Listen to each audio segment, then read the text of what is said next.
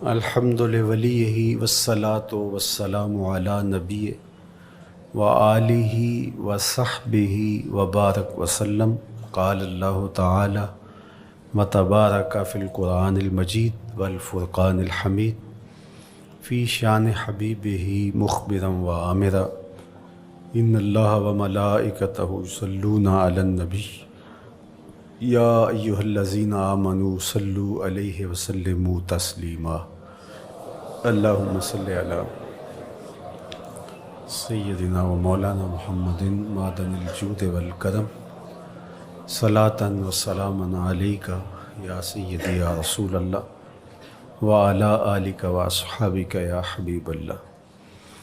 حمد و تعریف و توصیف اللہ جل مجدہ الکریم کی ذات بابرکات کے لیے، رسول رحمت، شفیع معظم، نبی محتشم، حضور ختمی المرتبت صلی اللہ علیہ وآلہ وسلم کے حضور ناز میں اپنی عقیدتوں، ارادتوں اور محبتوں کا خراج پیش کرنے کے بعد واجب الاحترام، ذوی الاحتشام، عالی مرتبت، محترم سامعین، حاضرین، السلام علیکم ورحمۃ اللہ وبرکاتہ۔ شعبان المعظم کے مبارک دن بڑی تیزی کے ساتھ گزر رہے ہیں، اور یہ وہ مبارک مہینہ ہے جس میں انوار اترتے ہیں۔ ام المومنین سیدہ عائشہ رضی اللہ تعالی عنہا فرماتی ہیں کہ حضور علیہ السلام کو رمضان المبارک کے بعد سب سے زیادہ روزے شعبان المعظم میں رکھتے ہوئے دیکھا ہے۔ ماہ شعبان میں رمضان المبارک کا شدت سے انتظار کرنا، اس کی ہمیں ترغیب دی گئی ہے، بلکہ رجب کا چاند طلوع ہوتے ہی یہ دعا مانگا کرتے تھے میرے اور آپ کے آقا و مولا کہ اللہ ہمیں شعبان تک اور پھر رمضان المبارک تک پہنچا دے۔ اس مہینے کا آنے والے موسم نور کا استقبال کرنا، اس کے شوق میں بے تابیوں کا اظہار کرنا، یہ اللہ جل شانہ کے ساتھ محبت کی علامت ہے۔ شعبان المعظم کے دن گن گن کے گزارے جائیں کہ اتنے دن رہ گئے ہیں رمضان المبارک میں، اب اتنے دن رہ گئے ہیں رمضان المبارک میں۔ انسانی ذہن میں یہ سوال پیدا ہو سکتا ہے کہ متعینہ وقت پر تو اس مہینے نے آنا ہی ہے، اور اگر زندگی موجود رہی تو اس کو پا ہی لیں گے، تو اس شدت سے انتظار کرنے کا کیا مطلب؟ تو اس کا جواب یہ ہے، بیرون ملک سے کسی کے بزرگ نے، والد نے یا کسی کے بیٹے نے آنا ہو تو وہ 2 ماہ قبل ہی آنکھیں فرش راہ کیے ہوتے ہیں اور گن گن کے دن گزار رہے ہوتے ہیں، اور جو ہی لمحے قریب آتے ہیں تو پھر گھڑیاں اور ساعتیں بھی گنی جاتی ہیں۔ بار بار گھڑی دیکھتے ہیں، ابھی تک پہنچے نہیں، جبکہ یہ طے ہے کہ 5:02 پہ فلائٹ اترے گی۔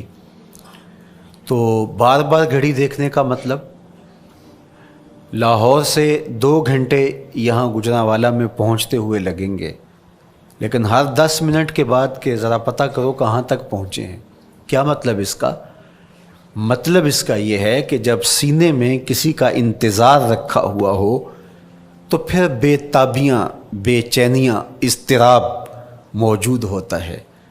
ہم دنیا کے لوگوں کے ساتھ جو ربط و رشتہ رکھتے ہیں اس کے مطابق ان کا انتظار ہوتا ہے۔ کچھ آنے والے ایسے بھی ہوتے ہیں جنہوں نے ہمیں بتایا ہوتا ہے کہ فلاں دن ہم پہنچیں گے، اور وہ دروازے پہ دستک دے رہے ہوتے ہیں اور ہم سو کے اٹھ رہے ہوتے ہیں اور اچانک جب پتہ چلتا ہے کہ فلاں باہر دروازے پہ دستک دے رہے ہیں تو ہم استقبال تو کر رہے ہوتے ہیں، لیکن ہمارے ذہن میں یہ بھی ہوتا ہے وہ میں بھول گیا، تو اب تو یہ کام بھی میرے ذمے ہے، تو مجھے یاد آ گیا ہوتا۔ تو جن لوگوں کے لیے دل میں محبتوں کی جگہ ہو تو ان کے لیے پھر سارے کام مؤخر کر کے ان کے استقبال کیے جاتے ہیں۔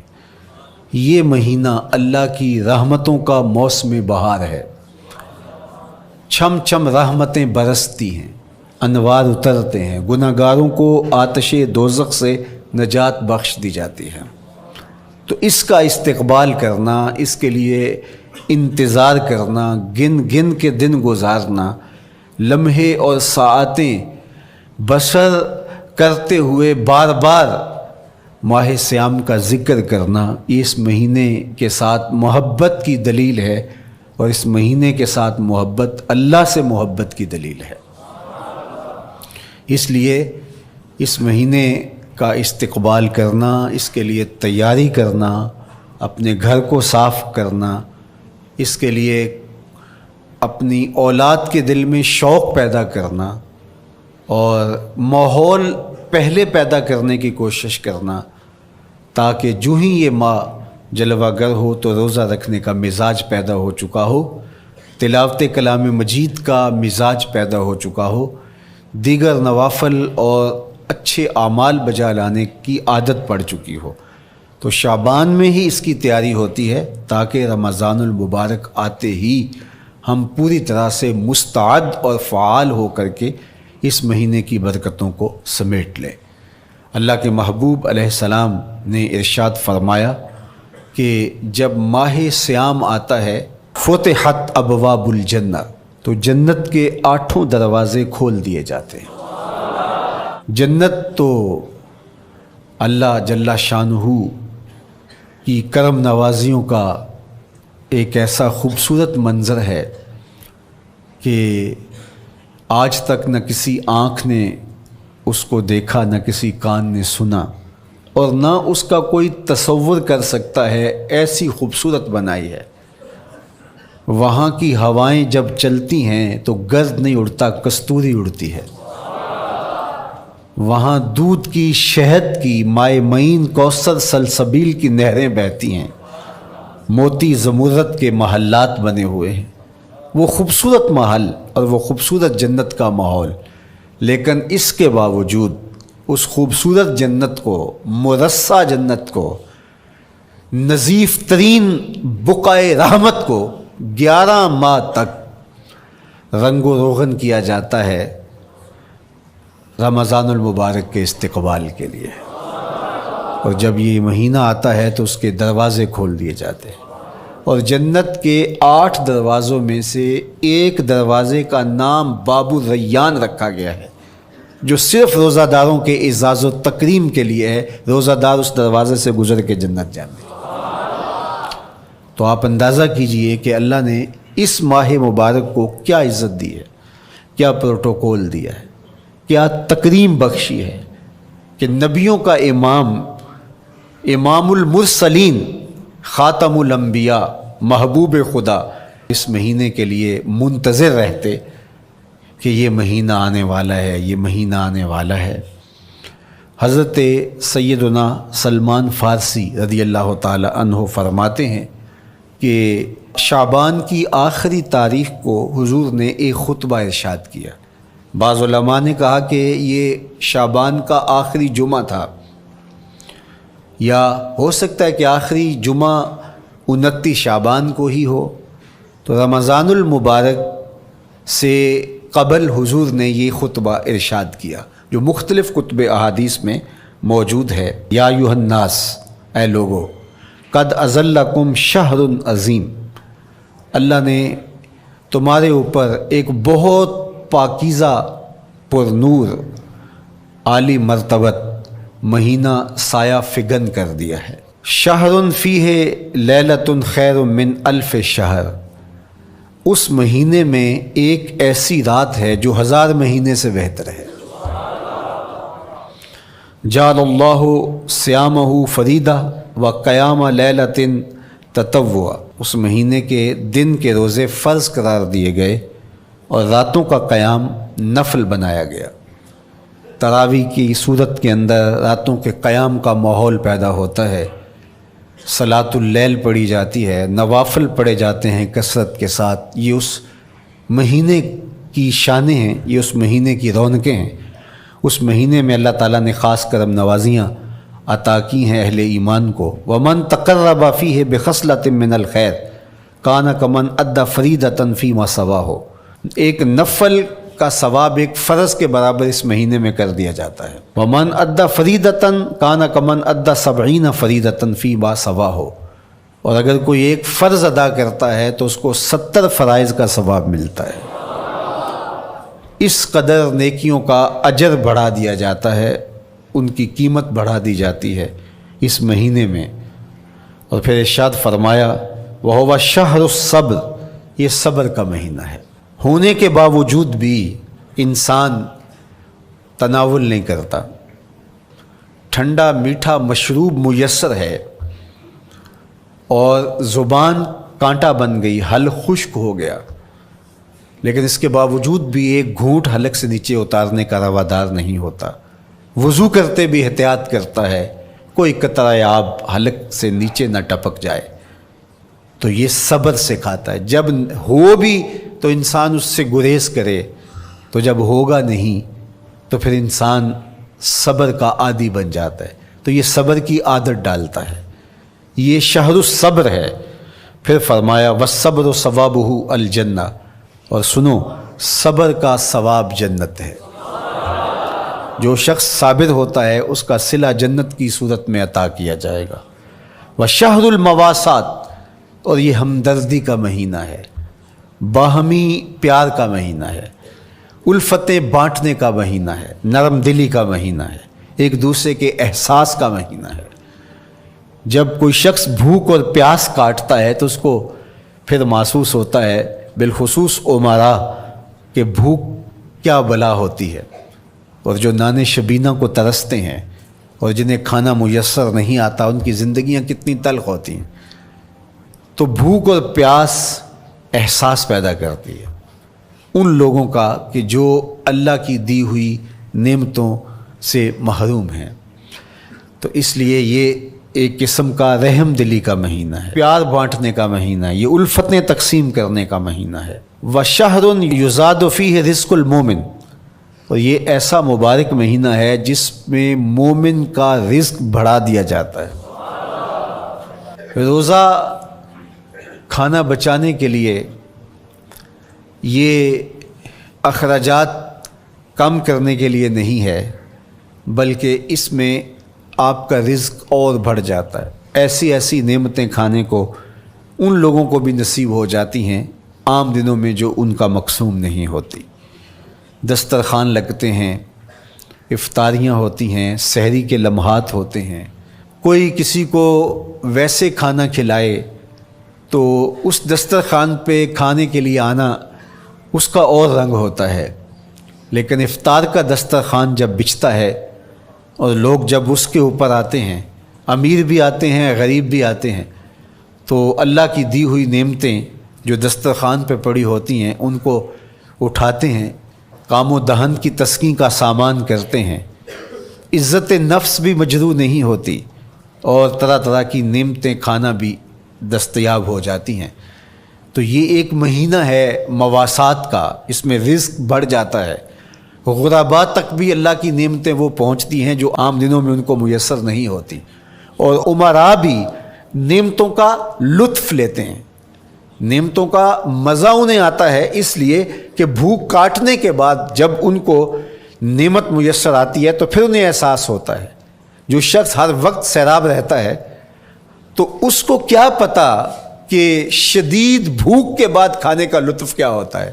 سخت پیاس کے بعد میٹھا اور ٹھنڈا مشروب جب رگوں کو تر کرتے ہوئے معدے تک پہنچتا ہے تو اس کی تراوت، اس کی ٹھنڈک، اس کی لذت، اس کا کیف و سرور، اس کی عذوبت کس طرح راحت بخشتی ہے۔ اسی لیے میرے اور آپ کے آقا و مولا نے ایک دوسرے مقام پہ ارشاد فرمایا لِلصَّائِمِ فَرْحَتَانِ فَرْحَةٌ عِنْدَ فِطْرِهِ وفرحۃ عند لقاء رب، روزے دار کے لیے دو خوشیاں ہیں۔ ایک خوشی اسے تب ملتی ہے جب وہ روزہ افطار کرتا ہے، وہ لمحے مسرتوں کے ہوتے ہیں، ایک روحانی احساس ہوتا ہے، اتنا لمبا دن، اتنا سخت دن، گرمی کی شدت، مالک تیرا شکر ہے لمحہ اختتام پہنچا اور یہ اتنا لمبا دن تیرے حکم کی تعمیل کرتے ہوئے بسر ہو گیا۔ ایک تو روزہ کھولتے ہوئے وہ ایک سرشاری ہوتی ہے، وہ ایک لذت ہوتی ہے، روحانی تسکین ہوتی ہے۔ آج کل وہ افطار کے دسترخوان لگتے ہیں تو جس طرح ہمارے سارے معاملات جو ہیں وہ ملوث ہو گئے ہیں ریا سے، تسنن سے، اس طرح افطار بھی ایک فیشن کے طور پہ فروغ پا رہی ہے۔ تو اس میں امراء کو اور شخصیات کو بلایا جاتا ہے اور ایسے لوگ کثرت کے ساتھ ہوتے ہیں جن کا روزہ بھی نہیں ہوتا، تو پھر ظاہر ہے رسماً تو اتنی دیر تک وہ کچھ نہیں اٹھا سکتے جب تک اذان کی آواز نہیں آتی، افطار کے لمحے نہیں آتے۔ تو اس وقت جو روزہ دار ہوتا ہے جب وہ مشروب لے رہا ہوتا ہے، جب وہ کوئی لقمہ اتار رہا ہوتا ہے، تو اس کی جو فرحت ہوتی ہے، اور جس نے روزہ نہیں رکھا اور وہ بھی افطار کے دسترخوان پہ بیٹھا ہے، تو کیا اس کو کوئی روحانی حظ، کوئی سرور، افطار کے لمحوں کا کوئی لطف مل سکتا ہے؟ وہ بیچارہ کتنا بے چین ہوتا ہوگا کہ یہ شخص ہے کمزور ہے، سارا دن مزدوری کر کے آیا ہے اور اس کا بھی تو سارا دن گزر گیا بھوک اور پیاس سے، اور میں صحت مند ہوں اور سارا دن ٹھنڈے ماحول میں رہا ہوں اور مجھے توفیق نہیں ملی، تو وہ گھونٹ کتنے مشکل اس کے لیے ہوتے ہوں گے۔ اور روزہ دار کے لیے کس قدر وہ آسودہ بخش لمحے ہوتے ہیں کہ جب اس کو یہ مسرت ہو رہی ہوتی ہے کہ مالک تیرا شکر، گرم موسم، زباں کانٹا، حلق خشک، اور تو نے تکمیل تک لمحے پہنچائے اور میرا دن خیریت سے گزر گیا، تو وہ اس کے لیے ایک خوشی کا لمحہ، روحانی مسرت کی کیفیت۔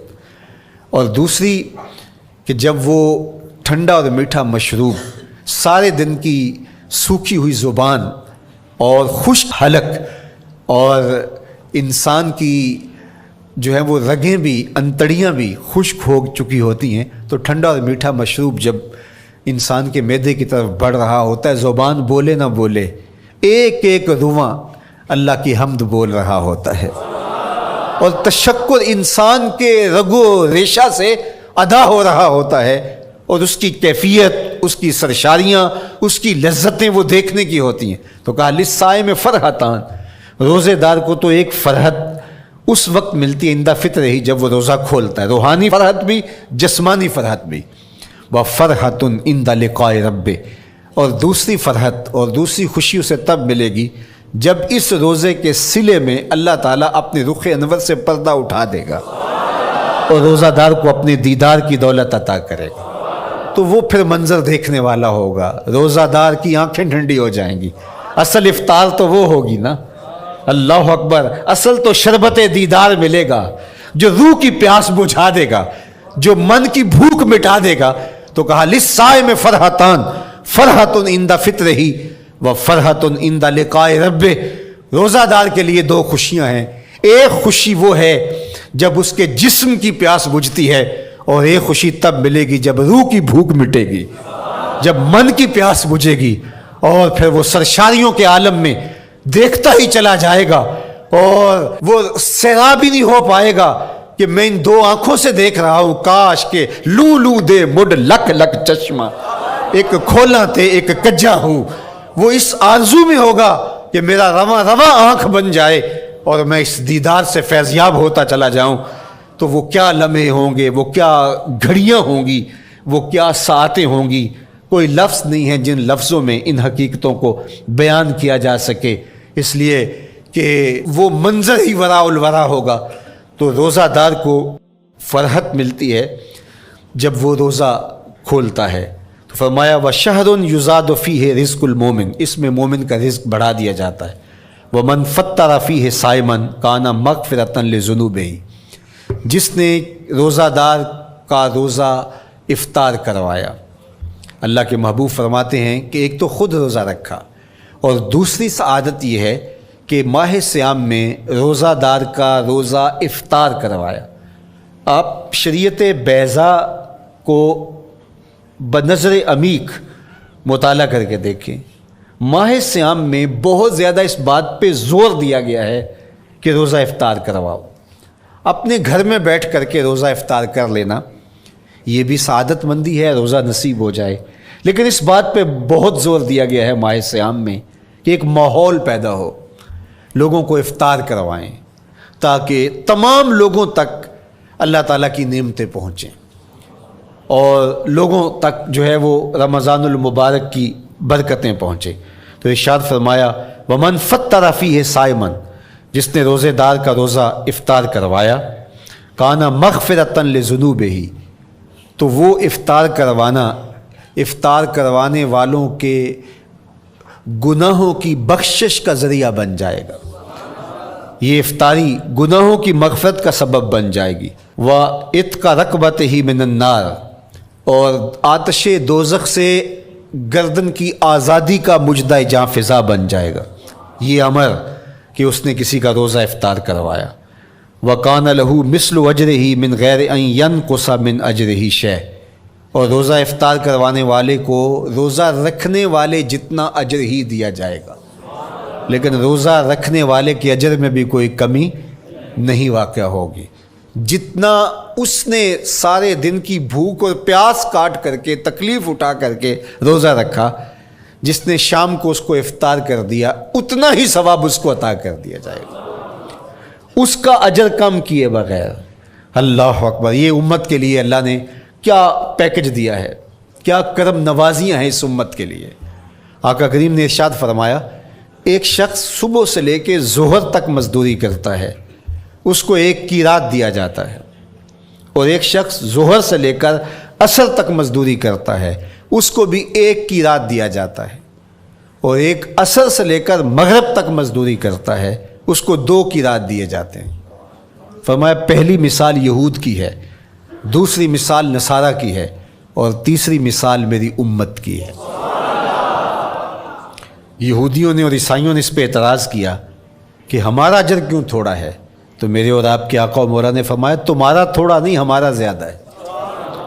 آج کل اگر 1000 روپیہ مزدوری چلتی ہو مزدور کی، تو کوئی شخص صبح سے شام تک ایک شخص سے مزدوری کروائے اور 1000 روپیہ دے دے، اور دوپہر کو اڈے سے جا کے ایک مزدور اور لے آئے اور شام کو اس کو بھی 1000 روپیہ دے آئے، اور ایک شخص کو عصر کے وقت لائے اس کو 2000 روپیہ دے دے، تو 1000 والا کہے کہ میرے سے زیادتی ہوئی ہے، تو اس سے زیادتی تو نہیں ہوئی، اسے تو پوری مزدوری دی گئی ہے، اب اس پہ مہربانی ہوئی ہے، اس پہ رحمت ہوئی ہے۔ تو کہا یہود اور نصارہ کی یہ مثال ہے، ایک صبح سے ظہر تک مزدوری کرے اس کو 1 قیراط، ایک ظہر سے عصر تک مزدوری کرے اس کو بھی 1 قیراط، اور تیسرا بہت تھوڑا وقت عصر سے مغرب تک مزدوری کرے اس کو 2 قیراط۔ کہا یہ امت محمدیہ علی صاحب الصلوات کو دیا گیا نور ہے۔ تو ایک شخص نے سویر سے لے کر شام تک روزہ رکھا، بھوک کاٹی، پیاس کاٹی، سخت شدت کی گرمی سہی، اور ایک شخص نے شام کے وقت اس کو روزہ افطار کروا دیا۔ اور سنو حضور علیہ الصلوۃ والسلام کا فرمان، جب حضور نے فرمایا کہ اس کو پورا اجر ملے گا پہلے کے اجر کو کم کیے بغیر، تو صحابہ کا تو دل تڑپنے لگا کہ یہ کتنی بڑی بات ہے۔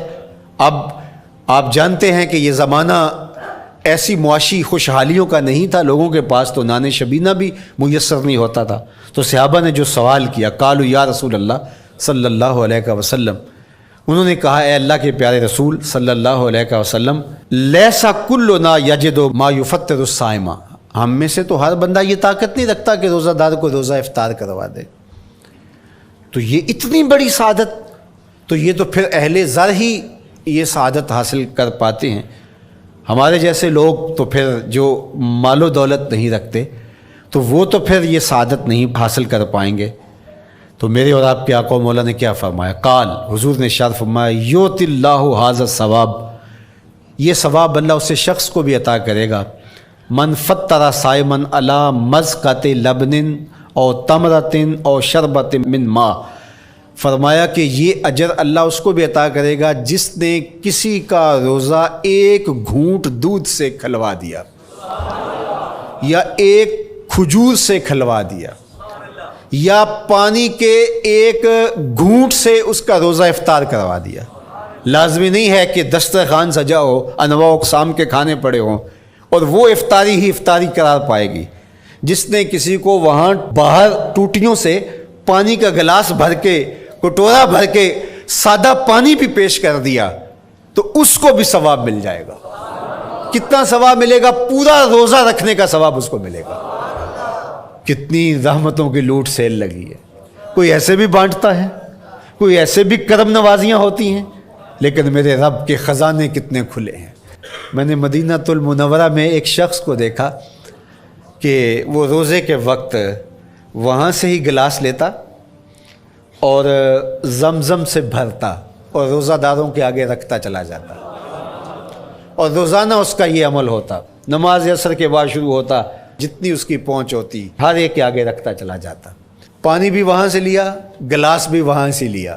اللہ اکبر! فرمایا دودھ کا ایک گھونٹ یا پانی کا ایک گلاس یا ایک کھجور اس نے کسی کو پیش کی اور اس نے اس سے روزہ کھولا، اللہ کے محبوب فرماتے ہیں پہلے کے اجر میں بغیر کسی کمی کے اس کو پورا ثواب روزے کا نصیب ہوگا۔ اللہ اکبر!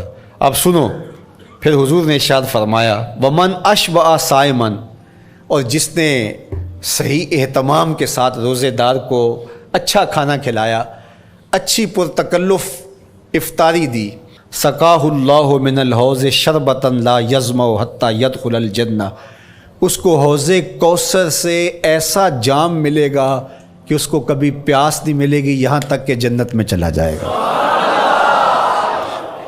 اللہ اکبر! اس کو کوثر کے جام نصیب ہوں گے حشر کی گرمی میں۔ اور آپ کو معلوم ہے، علماء سے آپ نے بارہا سنا ہوگا کہ جام کوثر جس نے ایک بار پی لیا پھر 50,000 سال کے دن میں اس کو دوبارہ پیاس نہیں لگے گی۔ یہ جام کوثر کی خصوصیت ہے۔